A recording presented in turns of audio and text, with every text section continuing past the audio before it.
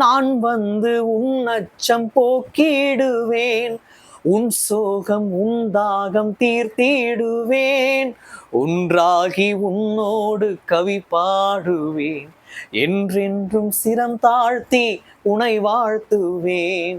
சிரிப்பாலே என்னை ஆற்றும் சிற்ப கல்லே, கல்லான மனதில் உன் அன்பின் சொல்லே, அணில் கூட உன் அன்பில் அசைவாடுமே, கிளி கூட உன் பாட்டை தினம் பாடுமே, கனவிலும் கண்ணீரை கலையாக்குவேன், கவலைகள் அனைத்தையும் கனியாக்குவேன், கலைமானே விலை போனேன் உனதன்பினால், பிரியாத உறவானேன் உன் கண்ணீனால், உன் சோர்வில் என் தோள்கள் துணையாகுமே, உன் தாழ்வில் என் கைகள் உனை தேற்றுமே, குழப்பங்கள் அனைத்தையும் குணமாக்குவேன், தெளிவாக்கி உனை நானே எனதாக்குவேன்.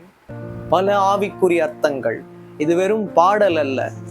தேடல் யாருக்குள்ள இருக்கிறதோ அப்பதான் பாடல் பிறக்கும்.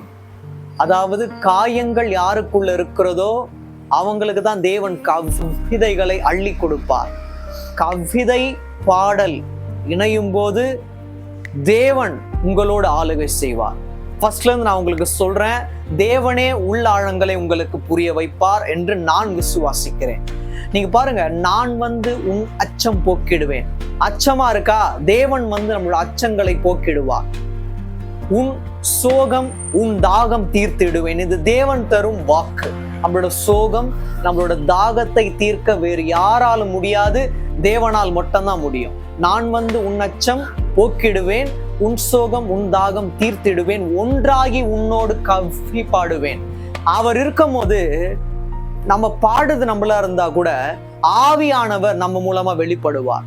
சிரம் தாழ்த்தி உமை வாழ்த்துவேன் அப்படின்றது நம்ம சொல்றது. நம்ம சிரம் தாழ்த்தி தேவனை வாழ்த்தோம்.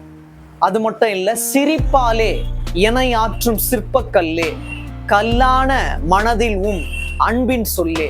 அவரோட அன்பின் சொல் இருக்கிறதுனாலதான் கல்லான நெஞ்சமாக இருந்தாலும் அவர் அதை தேனாக மாற்றுகிறார், ஒரு அமிர்தமாக மாற்றுகிறார்.